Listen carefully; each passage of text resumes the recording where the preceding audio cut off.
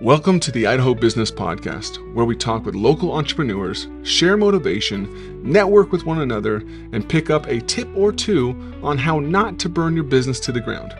I'm your host, Spencer Ward. All right, everyone, welcome back to another episode of the Idaho Business Podcast. As always, sponsored by Health West, great medical team, great people. Give them a holler where they're closest to you, give them a Google. Sponsored by my company, New Clean Commercial Cleaning. If we can help you with any of your janitorial needs, whether it be from Twin Falls all the way to Rexburg, we got you covered. Give us a call, 208-254-7070, and see if we're a fit for you. Recently, you've probably heard in other episodes that we've hired some new managers in the office and to manage our staff.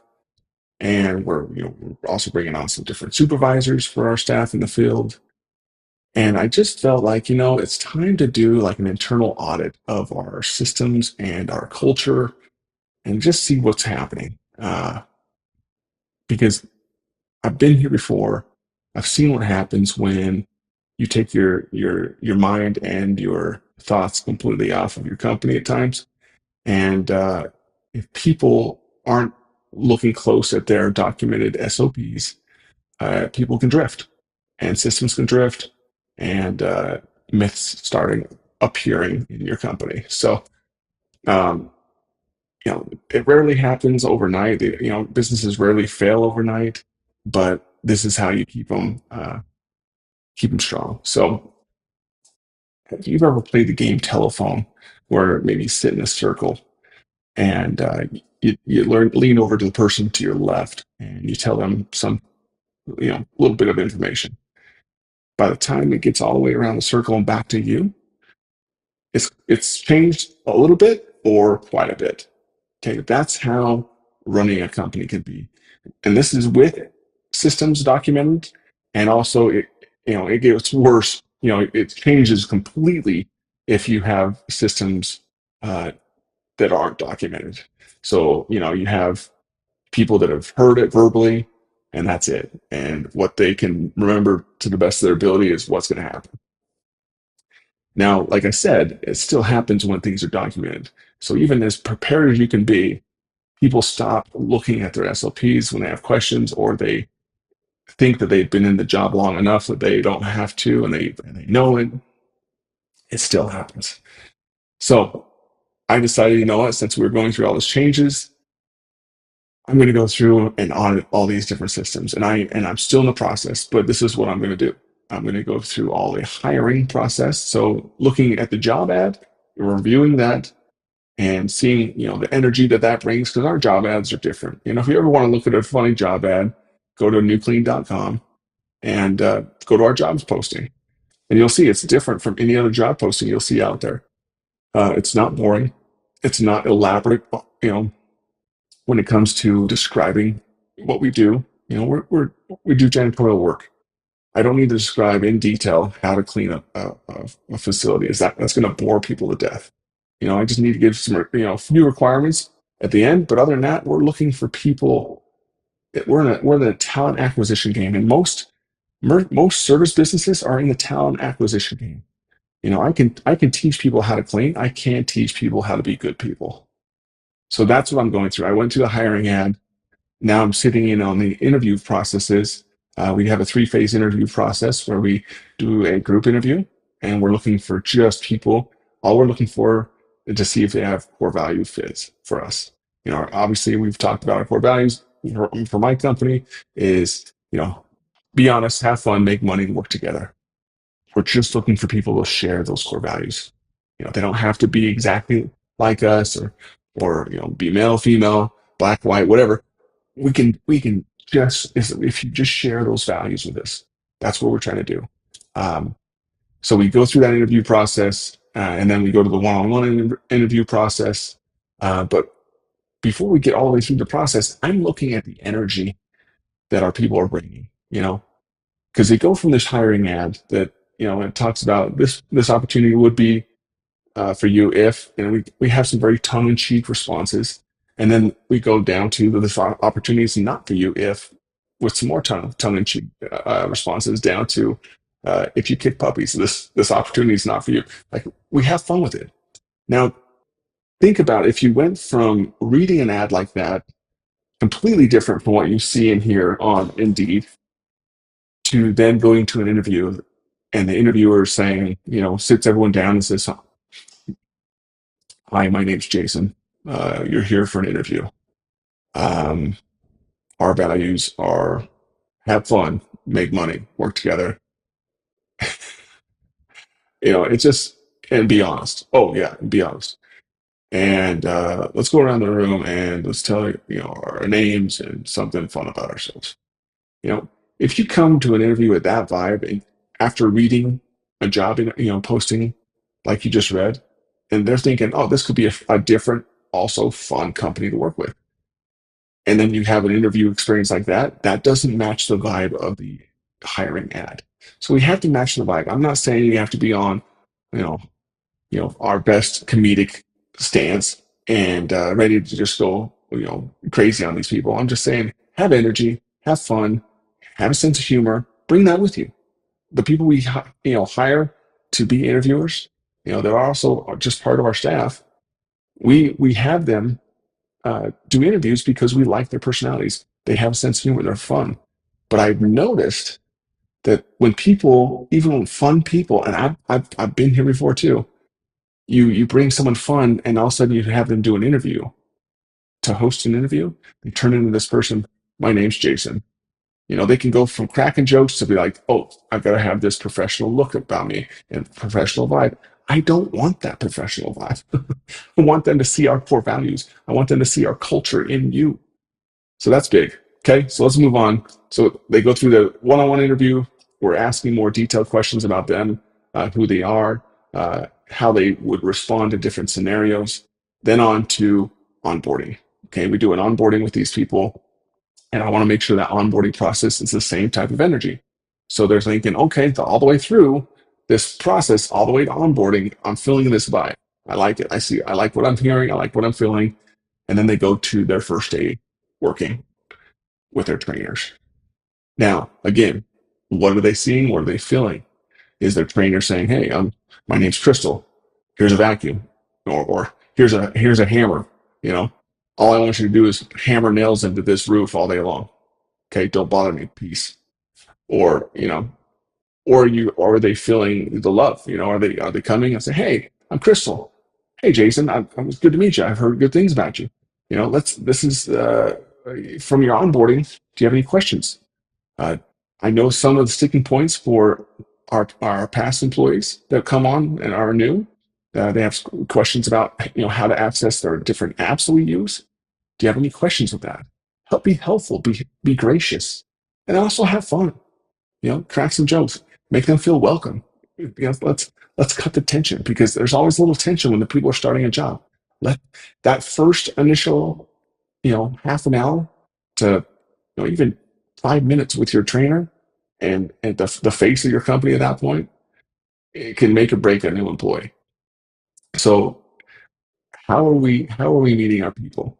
And obviously I'm talking about my industry, but I'm hoping you're thinking about your industry of how you can go through an audit and think, are my clients, are my employees getting everything they deserve? In my industry, my clients are going to get what they deserve by my employees being onboarded correctly, with the right culture, with the right training. And this is also like down to, how are they trained? Are they being trained the exact way every single time? Because we have a system for that. We have a system where we train the trainers, and we have videos that train the trainers how to train. How many more times can I say train? But it's very detailed, guys. It's interesting because you can't just say, "Oh yeah, you're a good cleaner, you're a good roofer, you're a good electrician. Let's just train this person now." No, just because they're good at what they do doesn't mean they can train that into someone else. You have to find the right type of person who's patient and also fun to be around, and that's huge for us.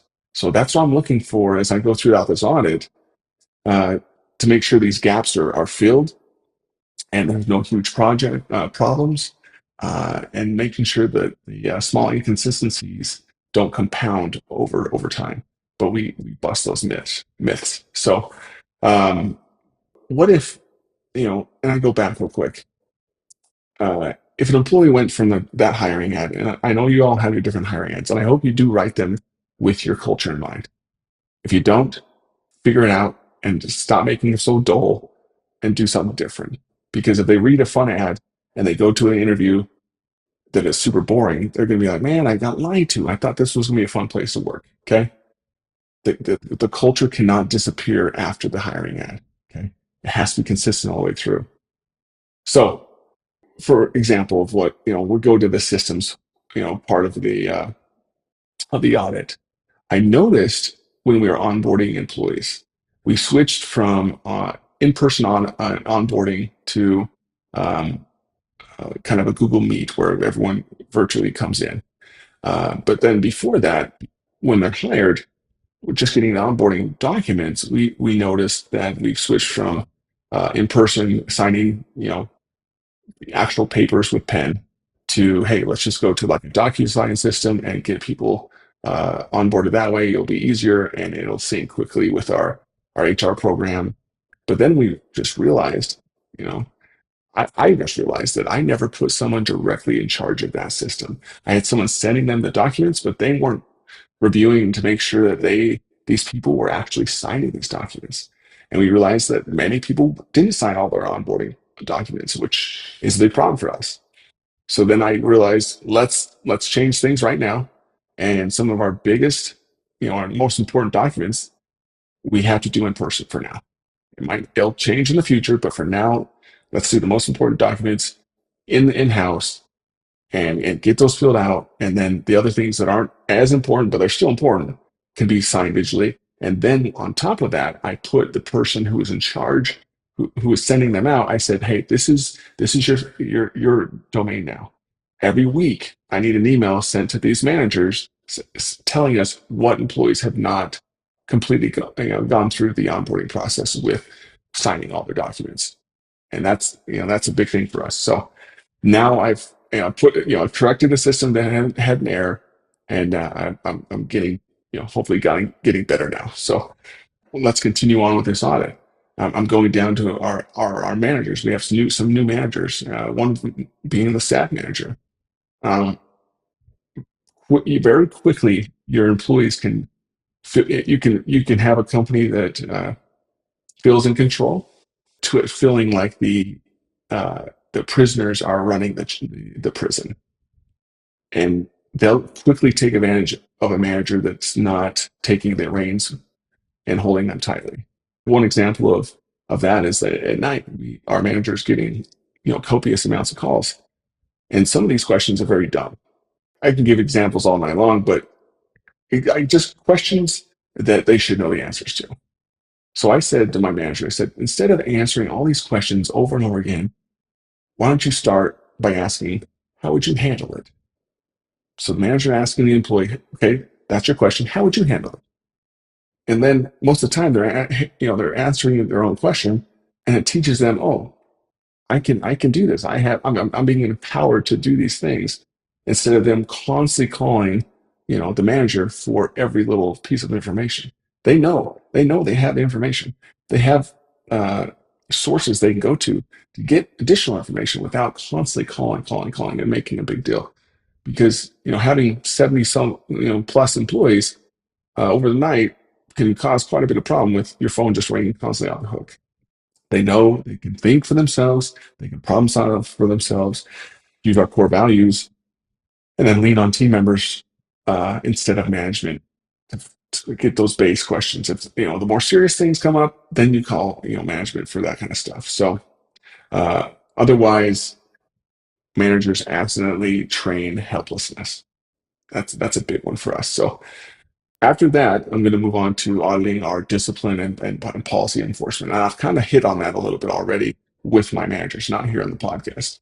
But I've noticed that some of our managers that focus on staff, they're new, they're being lenient on our employees. Some employees are doing some dumb things. Some are doing fantastic. But then the ones that are doing dumb things or turning in poor quality work, are sometimes just getting a slap on the wrist when they should be getting an actual verbal warning. We have a structure. It's a verbal warning, it's a written warning, then termination. They know what's going on. We have also a point system that coincides with that. That's 7 points that you get in 90 days. If you acquire 7 points by doing certain things, not finding coverage for your own shifts, all that kind of stuff, you're terminated. Okay, there's no exceptions. Within 90 days, you've gained all 7 points. Sorry, you're out.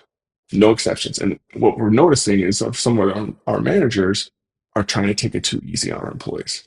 So so what happens when that happens, guys, is your good employees see the bad employees not getting fired, and they're wondering what's going on here. I thought these guys were running this company based off our core values that I shared with these guys, but now I'm starting to doubt. So you have good employees that are starting to doubt you because you're holding on to other employees because maybe it's just warm body syndrome. And maybe you're thinking, oh, I just need a body to do something. Well, that's when your quality of services plummet.